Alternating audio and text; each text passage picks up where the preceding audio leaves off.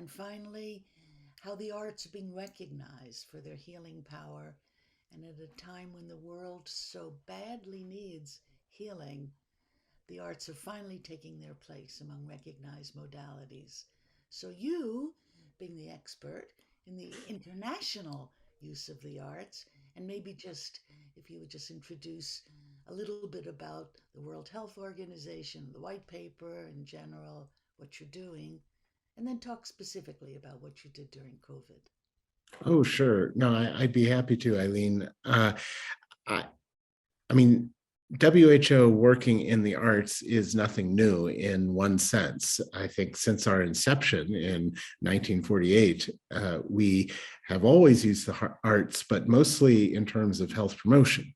So, for instance, when the DOTS program rolled out decades ago in TB, radio soap operas were used to try and promote the health messaging to get people involved. In my own experience, more recently, I worked for many years in the HIV response in Africa, and we used storytelling, forum theater, other ways of engaging the community in health messaging. And of course, more recently, during the Ebola outbreak in West Africa in 2014, I was on the ground in Liberia and experienced firsthand the use of street comedians, singers, dancers to destigmatize, to put out the health messaging of hand washing, safe burial, etc. But one of the things that I noticed during my many years at WHO and using the arts as a tool, again, mostly as a health promotion tool, is that the effects went well beyond just simply the carrying of a health message, that its ability to create community, to give people perspective on an issue, not just simply receive information, and its ability to give voice to the unheard had a tremendous healing effect that went well beyond the health messaging that it was normally associated with doing a mural on the wall of an African hospital, or a song about a particular health issue, or a television or a radio program.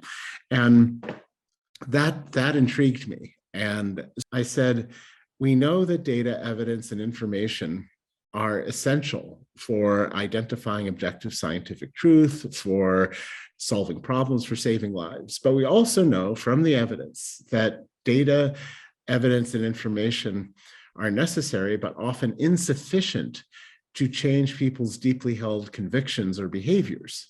For that, you need empathy, often in the form of a story. And he agreed. But again, that was really more from a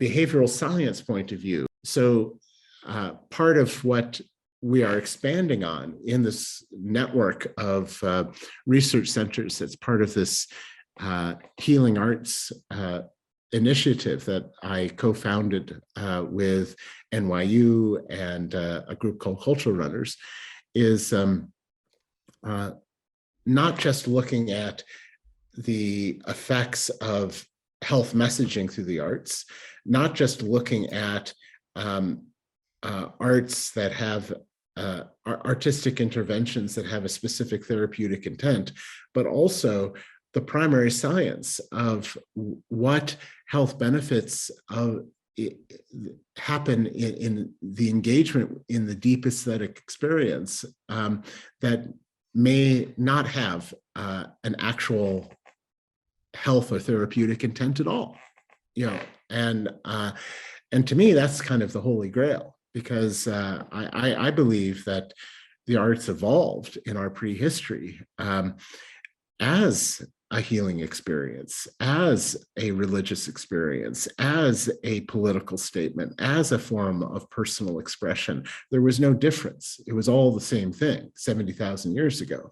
And they've split off for a lot of different reasons. They still share some common DNA. And one of the most important aspects of that common DNA, frankly, is this notion of compassion, Mhm. that each of those groups tries to build community and tries to find a way forward together in a positive way. Can add one thing to your list. I'm reminded as I'm listening to you, Chris, that one of the things we found in common when we met in Haifa was what I wrote down as post traumatic growth. That so many of these, um, let's say, scientific or psychological modalities focused on symptom reduction. And Yeah. that's important, reducing pain, reducing depression, anxiety. Those are standard ways of looking at efficacy. What you're talking about is far beyond that. We might call Yeah. it personal growth, we might call it wellness. There are lots of ways of describing the power of the arts that go beyond what is easier to measure, which is symptom reduction. Well, exactly. And I think that's one of the reasons why you see it, is that it's much easier to measure cortisol levels than it is to measure hope, for instance, Right. as an example. But from a WHO point of view, it goes back to our basic definitions of health and mental health. Our definition of health is not merely the absence of disease or infirmity. It's the attainment of the highest level of physical, mental, and social well-being. So It's an asset-based model, not a deficit-based model. And so when we talk about health in that frame, then the value of the arts becomes much more intuitive. Because, yeah, I mean, we can show that listening to music lowers cortisol levels, but is that really the value? Right. Uh, uh, and in fact, I would argue that if reducing stress, that's a use of music. It's not all uses of music. I like to get excited by music. I like actually the dissonance and the conflict of music that gets resolved in an unexpected way. That's not relaxing. That's engaging. That's And I don't want to be an emotional zombie by listening to music or engaging in the arts. I want to be an attentive listener. I want to be a deep observer. These are all lost arts. I want to connect to myself, to each other, to the environment in a deep and profound way. I don't just want to relax, but each to their own, I suppose. But when we look at it from a mental health point of view, the WHO definition of mental health is really interesting because it's a corollary of the overarching WHO definition of health itself. It says that mental health is not merely the absence of mental health conditions or symptoms. It is your ability to cope with the everyday stresses of life. It's your ability to find the highest level of your skills, your own abilities. It's But being productive. that It's does away then with the stigma, which we often have, of exactly. psychiatric patients. I have a psychological problem. In other words, segregating people who need therapy as having problems. You're coming from a And that's core to the WHO mental health approach. And then the last area is being able to participate in a community and help build community. If you can do all of those things, then you are mentally healthy, regardless of what diagnosable condition you may or may not have.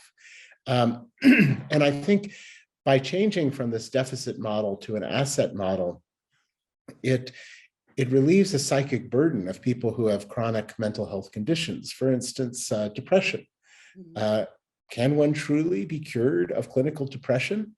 Um, I think it is clear that with the proper support, you can manage it and maybe even transcend it and find those moments of joy.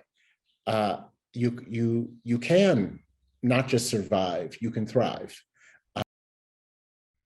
Okay, well, I think in the short amount of time that we have, I'll mention two projects, which were sort of the alpha and omega of the WHO approach to COVID.